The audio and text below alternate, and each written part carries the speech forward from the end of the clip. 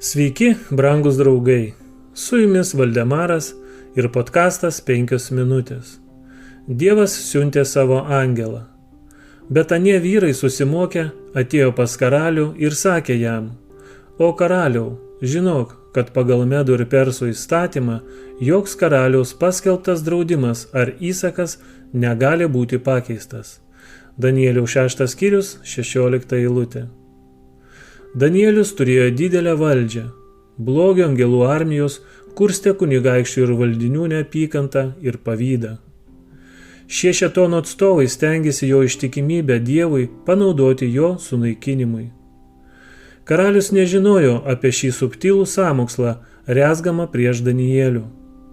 Žinodamas apie karaliaus įsakymą, Danielius vis tiek klaupėsi prieš savo Dievą, jo namų langams esant atviriems.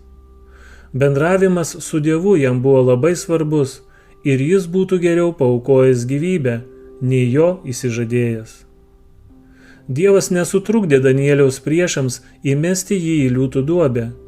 Jis leido blogio angelams ir bedieviams žmonėms iki šios ribos įgyvendinti savo planą, tačiau visa tai pasitarnavo tam, kad jis galėtų taip stebuklingai išgelbėti savo tarną ir galutinai sunaikinti tiesos ir teisumo priešus. Dėka šio vieno žmogaus drąsos, kuris pasirinko daryti gerą vietoje politikos, šėtonas turės būti nugalėtas, o Dievo vardas išaukštintas ir pagerbtas. Kitą rytą anksti karalius Darijus nuskubėjo prie duobės ir graudžiu balsu sušuko: O Danieliau, gyvojo Dievo tarne, ar įstengia tave išgelbėti nuo liūtų Dievas, kuriam tu ištikimai tarnauji?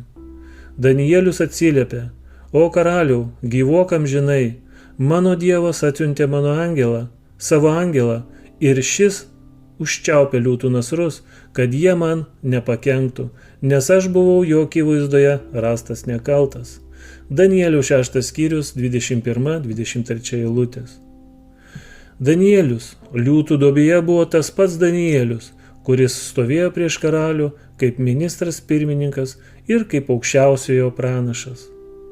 Žmogus, kurio širdis pasilieka Dieve, bus toks pat didžiausio išbandymo valanda, kaip ir klestėjimo akimirka, kada Dievo ir žmonių malonė bei palankumas lydės jį.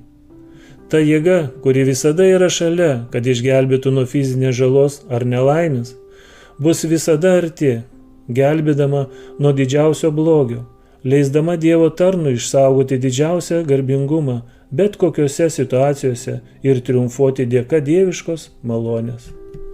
Su jumis buvo Valdemaras ir podkastas 5 minutės.